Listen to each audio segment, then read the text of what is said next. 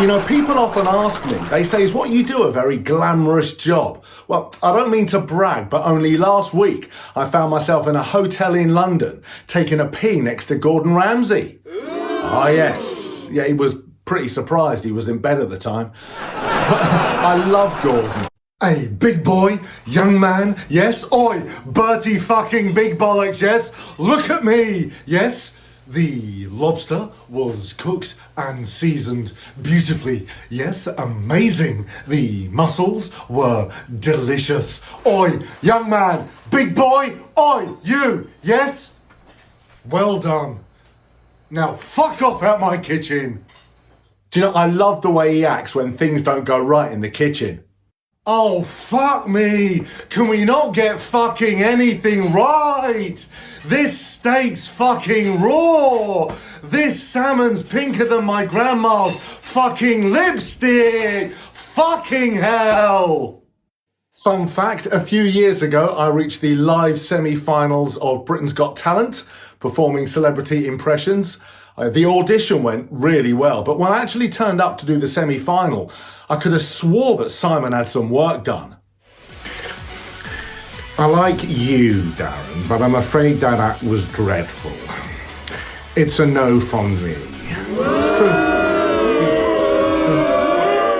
Just to let you know, there are some impressions that I won't be doing for you. I won't be doing this guy because everyone does him in the same way and it gets pretty tiring. So I won't be doing him. I won't do Donald Trump because he's too easy to do.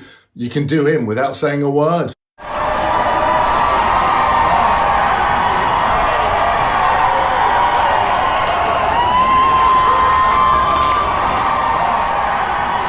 You know, I love watching sports, and we find that your American commentary is so different to ours.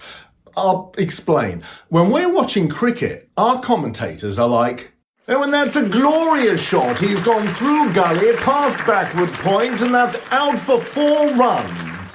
Whereas your American commentators to us sound like, and at the 5th quarter, the game is tied at butt kiss with the Pittsburgh Piercings beating the Las Vegas Enemas 4-0. It was Lando Calisthenics who took out his 5-iron and made the field goal from way downtown. After Casey Nigel ran through traffic to make the play, driving the quarterback way off court to tie the game 16-12. It's all happening here, bud. And as we resume the game 4th and down, it's the Chattanooga Facelifts to kick off the end zone at 12. I've got a pretty unusual job. I'm a voiceover artist, and you'll often hear me on Nickelodeon and Disney. Shh, be careful. Buster's a friendly old dog. Like all dogs, he doesn't want you to take his bones. Logo, what am I? It's meaty. It's thin. You eat it. Oh, come on. And you'll often hear me saying things like, Crazy Claw! It's the new kids game that the whole family will love. And I end up talking like this all day and sounding like a bit of a cock. And when I get home after a hard day in the recording studio, my girlfriend will often say to me, Darren, do you know something? You need to pick up your clothes once in a while. It's disgusting.